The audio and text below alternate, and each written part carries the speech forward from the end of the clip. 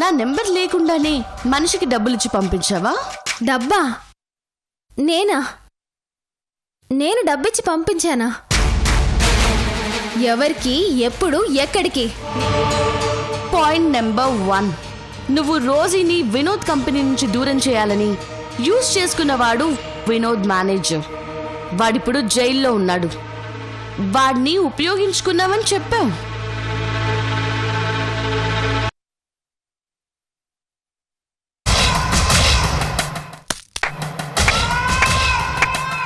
Wow Ashwini, super. నిజంగా నీ brain చాలా గొప్పది. ఎస్, నేనే చేశాను. రోజీని తప్పించుకుని పారిపోయేలా నేనే చేశాను. వినోద్ రోజీని చంపమన్నాడని నేనే క్రియేట్ చేశాను. నీ దగ్గరికి కిరణ్ అనే వ్యక్తిని నేనే పంపాను. వినోద్ని, రోజీని నేనే విడదీశాను. కానీ నువ్వు ఇక్కడ తెలుసుకున్న నిజాన్ని కోర్టులో నిరూపించలేవు. ఎందుకంటే కోర్టుకి సాక్ష్యం కావాలి కదా. కానీ ఈ కేసులో సాక్ష్యం లేదు. ఆ అసలు సాక్షి మాయం అయిపోయాడు. సాక్షిని మాయం చేయొచ్చు, కానీ షాడోని మాయం చేయలేవు. దొరకదు అశ్విని. షాడో కాదు, షాడో జాడ కూడా దొరకదు. దొరుకుతుంది. విట్నెస్ని ఎలా పట్టుకోవాలో నాకు తెలీదా? నీలాంటి లాయర్లు ట్రై చేస్తారని నాకు తెలీదా అశ్విని? మరి తెలిసి తప్పు చేస్తానని ఎలా అనుకుంటావు? నువ్వు నా శత్రు కేస్ టేకప్ చేసినా నేను నీకు హ్యాట్స్ ఆఫ్ చెప్పకుండా ఉండలేకపోతున్నాను అశ్విని. అవతల లక్ష్మి, రోజీ అనే మాస్టర్ బ్రెయిన్స్ ఉన్నాయి. దీపక్, భార్గవి లాంటి మిడ్ రేంజ్ బ్రెయిన్స్ కూడా ఉన్నాయి. మిడిమిడి జ్ఞానం ఉన్న బేబీ బ్రెయిన్స్ ఉన్నాయి.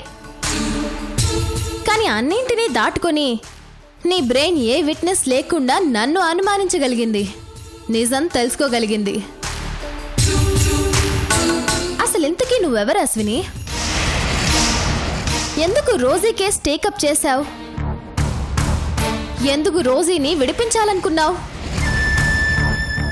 రోజీ ఎందుకు నీ ఇంటికొచ్చింది? నేను నిన్నిక్కడికి రప్పించింది నా లైఫ్ స్టోరీ చెప్పడానికి కాదు, నీ లైఫ్ గురించి తెలుసుకోవడానికి. నువ్వు చెప్పకపోయినా నేను తెలుసుకుంటాను అశ్విని. నా ఎనిమి గురించి ఫుల్ డీటెయిల్స్ తెలుసుకోకుండా ఎలా ఉంటాను? ఇప్పటికే కొంత అర్థం చేసుకున్నాను. ఏంటది? నువ్వు రోజీ బ్రెయిన్ చైల్డ్ అని తెలుసుకున్నాను. కానీ అది ఏ కేటగిరీనో తెలుసుకోవాలి. రోజీ నిన్ను దత్తత తీసుకుందా, లేదంటే తనలాగే అనాథగా ఉంటే తెచ్చుకుందా? ఎవరన్నా రిలేషన్స్ కి సంబంధించిన దానివా? అన్నీ తెలుసుకుంటాను. తెలుసుకునే నిన్ను దెబ్బ కొడతాను. ఇప్పటి వరకు నాకు ఎదురు నిలబడిన రోజీ లాంటి వాళ్లనే నేను మాయ చేసి గెలిచాను. కానీ నువ్వు నా మీద గెలవాలనుకుంటున్నావు. ఈ నందిని మీదే గెలవాలనుకుంటున్నావు. ఈ నందినికి ఎప్పుడు గెలుపే గాని ఓటమంటే ఏంటో తెలీదు.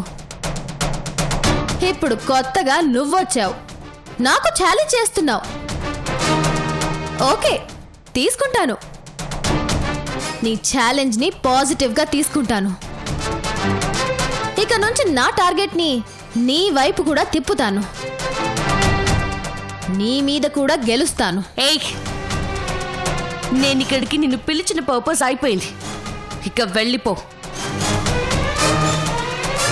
నీకు చేతనైతే అనుకున్నవన్నీ తెలుసుకో, లేదంటే ఓడిపో. నాకనవసరం. నాకు ఈ కేసు తర్వాత నీతో సంబంధమే అక్కర్లేదు. So please get out. వెళ్ళిపో. నాకు నీతో మాట్లాడే టైం లేదు. వెళ్ళో, వెళ్ళో. వెళ్తాను, ఓకే, కానీ వదలను, నిన్ను వదలను.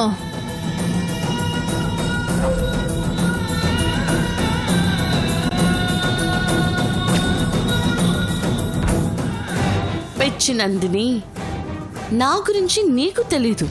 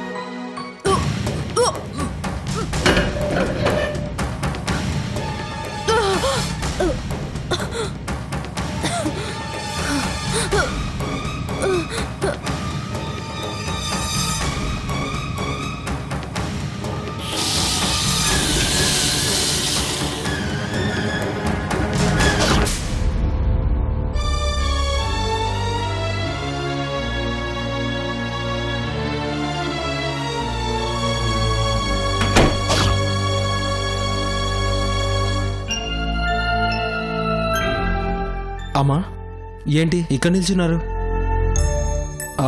బయట కారెవరిది? లేడీ డాక్టర్ది. లేడీ డాక్టరా? ఇంట్లో డాక్టర్ నేనుండగా ఇంకో డాక్టర్ ఎందుకు? నువ్వు గైనకాలజిస్టు కాదు కదా. గైనకాలజిస్టా? ఆవిడెందుకు ఇప్పుడు? ఆవిడెందుకు వచ్చిందో, మేమిక్కడ ఎందుకు నిలబడ్డాము, నందినికేమైందో కాసేపట్లో తెలుస్తుందిరా.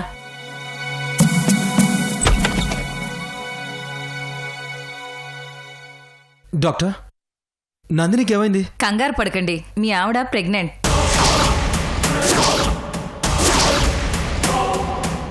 మెడిసిన్స్ రాసి ఆవిడకిచ్చాను, అవన్నీ కరెక్ట్గా వాడండి. ఆవిడ చాలా వీక్గా ఉన్నారు, ఆవిడని కొంచెం జాగ్రత్తగా చూసుకోవాలి. బరువైన పనులు చేయనివ్వడం, ఎక్కువ టెన్షన్ పడడం లాంటివి ఏమీ చేయనివ్వకండి. అది తల్లికి, కడుపులో ఉన్న మీ బిడ్డకి మంచిది కాదు. ఆల్మోస్ట్ బెడ్ రెస్ట్ ఇవ్వడం చాలా మంచిది.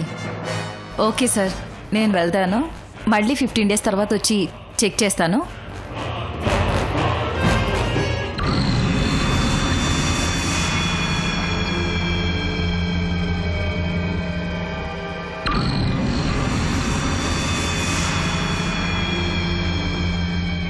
సిద్ధు, కొంచెం ఇష్టం కొంచెం కష్టంగా ఉంది కదూ.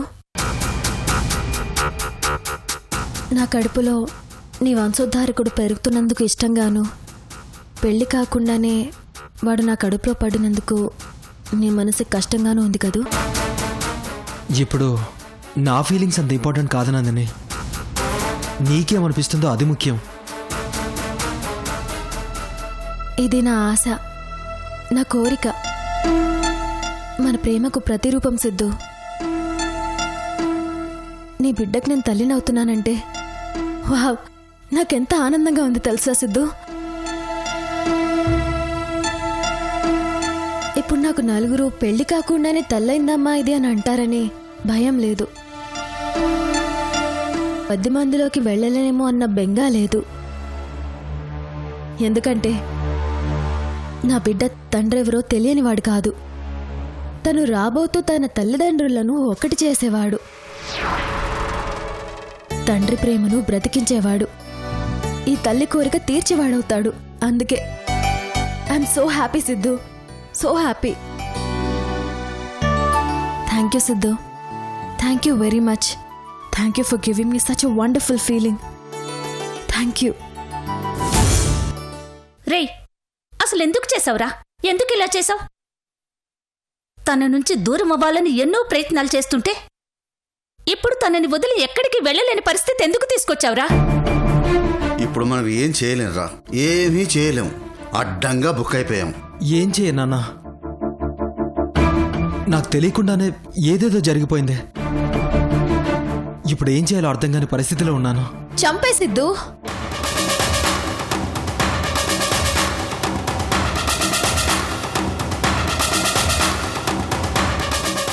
ఇప్పుడే ప్రాణం పోసుకుంటున్న నీ బిడ్డని నీ చేతులతో నువ్వే చంపేసిద్దు. నందిని, నీ ప్రేమతో వాడు ప్రాణం పోసుకుంటున్నాడని మురిసిపోయాను. కానీ నీకిష్టం లేకుండా వాడు పెరగబోతున్నాడు అంటే వాడిని చంపేద్దాం సిద్ధు, చంపేద్దాం. నందిని, నోర్మోయ్. ఏం మాట్లాడుతున్నావో నీకేమైనా అర్థమవుతుందా? నేను ఎలాగూ తప్పు చేశాను, ఇప్పుడు నువ్వు కూడా తప్పు చేయదు నందిని. నా తప్పు నేను త్వరలోనే దిద్దుకుంటాను. కానీ నువ్వు తప్పు చేస్తే ఎప్పటికీ దిద్దుకోలేవు. నా బిడ్డ కోసం నేను ఎంత కష్టమైనా పడతాను. నువ్వు చేసే తప్పులన్నీ కూడా క్షమిస్తాను నందిని. అమ్మా, నాన్న, నందిని కడుపులో ఉన్నది మీ వంశాన్ని నిలబెట్టే నలుసని గుర్తుంచుకోండి. ఆ వారసుడి కోసం మీరు చేయాల్సింది చేయండి. నందిని మీద మీకు ఎంత కోపం ఉన్నా మర్చిపోండి. నాన్న ప్లీజ్, ఇది కోపాలు పెంచుకునే టైం కాదు, స్వీట్లు పంచుకునే టైం. నేను వెళ్ళి ఈ అకేషన్ని మెమరబుల్ చేయడానికి కావాల్సిన ఏర్పాట్లు చేసుకుని వస్తాను. మీరు నందిని జాగ్రత్తగా చూసుకోండి. నందిని, నువ్వు వెళ్ళి రెస్ట్ తీసుకో, వెళ్ళు.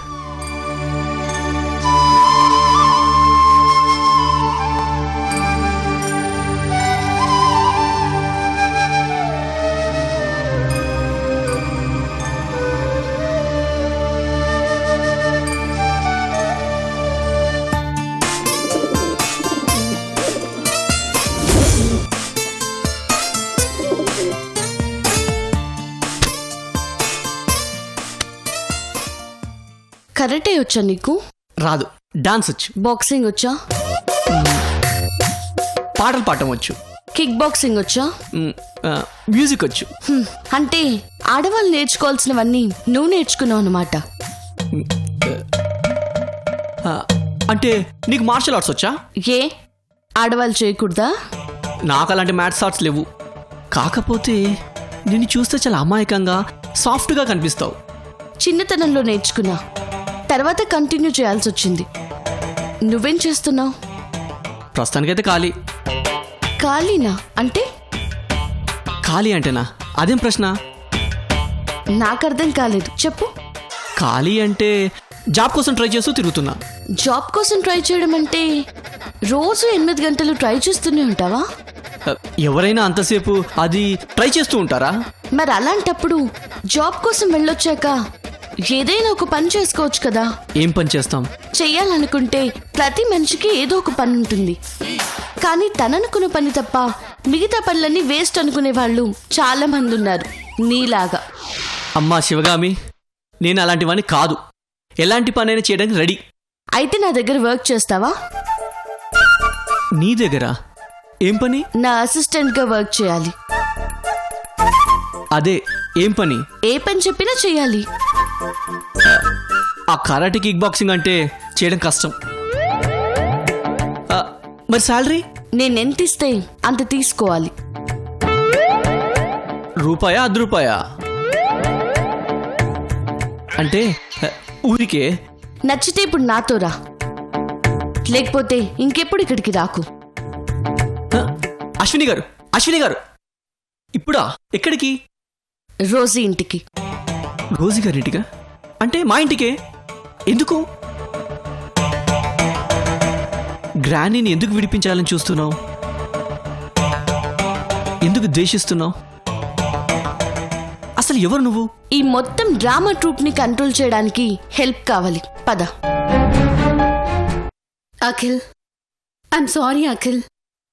ఆవేశంలో నేనెంత పెద్ద తప్పు చేశానో నాకిప్పుడు అర్థం అవుతోంది. కానీ నేను నిన్ను చంపేయాలని మాత్రం నిన్ను కొట్టలేదు.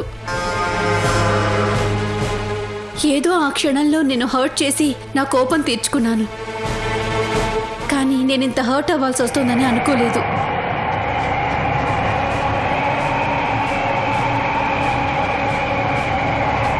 నువ్వెంత టార్చర్ చేసినా భరించాను.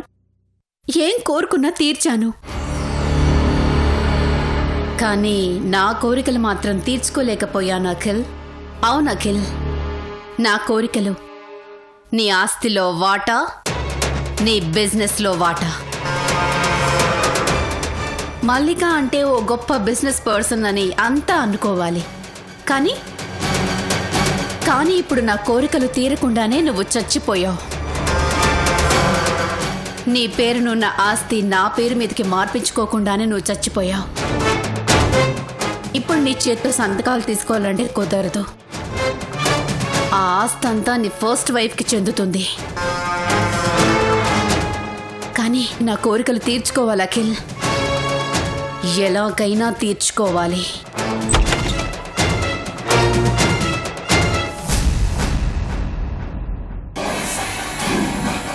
అఖిల్,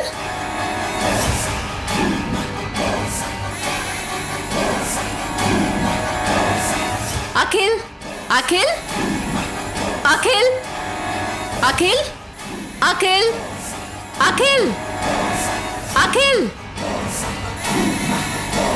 అఖిల్ నిజంగా వచ్చాడా? ఆత్మగా తిరుగుతున్నాడా?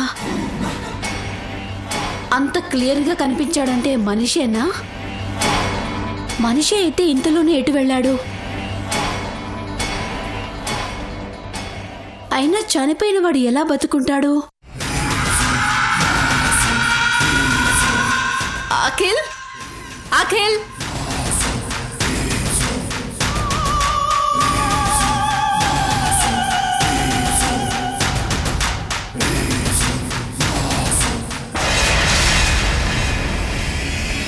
అఖిల్, అఖిల్, అఖిల్, అఖిల్, నువ్వు బతుకున్నావో చనిపోయావో నాకు అర్థం కావడం లేదు. No Akhil, no. నువ్వు బతికున్నా చనిపోయినా నేను నా ఆశలు మాత్రం త్వరగా తీర్చేసుకుంటాను.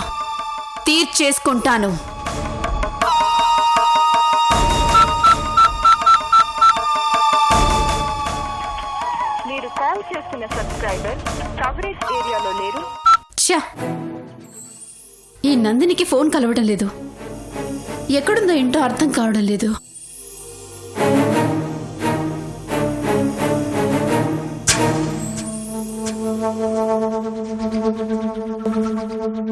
అమ్మా నందిని, ఇంక నా వల్ల కాదమ్మా. గంటన్నర నుంచి కంటిన్యూగా నొక్కుతూనే ఉన్నాను. నీకు నొప్పి తగ్గిందో లేదో కానీ నా చేతులు మాత్రం నొప్పొచ్చేస్తున్నాయి. నా వల్ల కూడా కాదమ్మా. నిలబడి నిలబడి కాళ్ళు సురకాయలైపోయాయి, విసిరి విసిరి చేతులు పొట్లకాయలైపోయాయి. అత్తయ్య, మావయ్య, ఏం మాట్లాడుతున్నారు మీరు? నేను ఒట్టి మనిషినైతే మీరు నాకు సేవ చేయక్కర్లేదు. నేనిప్పుడు ప్రెగ్నెంట్ని. ఈ కడుపులో పెరుగుతున్నది మీ పిండం. ఏం పిండమో? నా పిండాకుడు. పుట్టక ముందే ఆ పిండం మాకు బ్రహ్మాండం చూపిస్తున్నాడు. అత్తయ్య, 2 నెలలకే మీరు ఇలా ఉంటే ఎలా అత్తయ్య? ఇంకా 7 నెలలు ఎవరు చేస్తారు? అమ్మా, అయ్యో అత్తయ్య, మావయ్య, తల పగిలిపోతుంది. అమ్మా, నందిని, సిద్ధు, నందిని, సిద్ధు, ఏమైంది నందిని? ఏమైంది అమ్మా? నాకు నందినికి ఏమైంది? సిద్ధు, అబ్బే ఏం కాలేదురా. సిద్ధు, సిద్ధు, తలనొప్పి సిద్ధు, తల పగిలిపోతుంది. కాస్త తల నొక్కమంటే అత్తయ్య గారు కాసేపు తల నొక్కి ఆవిడికి తలనొప్పని తప్పించుకుంటున్నారు. కరెంటు లేక గాలాడక మావి గారిని కాసేపు విసరమంటే క్షణం విసిరి చేతులు ఎత్తేశారు. అమ్మా, నానా, ఏనా ఇది? క్షణం సేపు కాదురా, క్షణం క్రితం వరకు విసురుతూనే ఉన్నాను. నా కోసమా ఏంటి సిద్ధు? కడుపులో ఉన్న బిడ్డ కష్టం లేకుండా పెరగాలనే కదా. అమ్మా, నాన్న ప్లీజ్, మీరు చేయలేకపోతే చెప్పండి, నేను పని వాళ్ళని పెడతాను. సిద్ధు, ఏం మాట్లాడుతున్నావు సిద్ధు? మన బిడ్డ ప్రశాంతంగా బతకాలని లేదా? ఏ ఇప్పుడు ఏమైంది నందిని? లేకపోతే ఏంటి సిద్ధు? పని వాళ్ళు పర్ఫెక్ట్గా చేస్తారా? పరాయి వాళ్ళు సొంత వాళ్ళలా ప్రేమతో చేయలేరు కదా. జీతం కోసం చేస్తారు, ఇష్టం వచ్చినట్టు చేస్తారు. 4 రోజులు చేస్తారు, తర్వాత నానా ఇబ్బందులు పెడతారు. ఎంతైనా సొంత వాళ్లే కదా. నాకెవరు వద్దు సిద్ధు. నా అత్త మామ నాకు చాలు. సరే నందిని, వాళ్ళకి నువ్వంటే నిజంగా ప్రేమ. నువ్వేం చేయమన్నా చేస్తారు. నాన్న ప్లీజ్ చేయండి. నేను టైర్డ్ అయిపోయాను, ఫ్రెష్ అయ్యి వస్తాను, ఓకేనా? సిద్ధు, నాకు నాకు ఏంటి నీకు? కడుపు నిండా జ్యూస్ తాగాలనుంది సిద్ధు. ఓకే, 10 minutesలో తీసుకొస్తాను. సిద్ధు, ఎక్కడికి? షాప్కి. షాప్లో దొరికే జ్యూస్ పంచదారతో చేస్తారు, ప్రేమతో చెయ్యరు. సరే, నేనే చేసి తీసుకొస్తాను.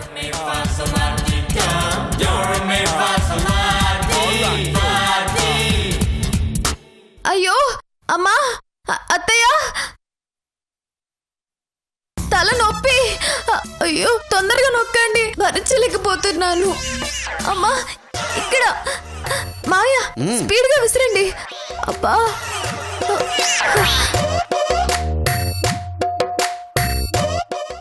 రోజీ, ఆనందపడకు. మళ్ళీ 10 నిమిషాల తర్వాత బాధపడతావు. నువ్వు నన్ను బాధ పెట్టినా పర్వాలేదు అశ్విని, అది కూడా నేను ఆనందంగానే తీసుకుంటాను. కంగారు పడకు రోజీ, దానికి ఇంకా టైం ఉంది.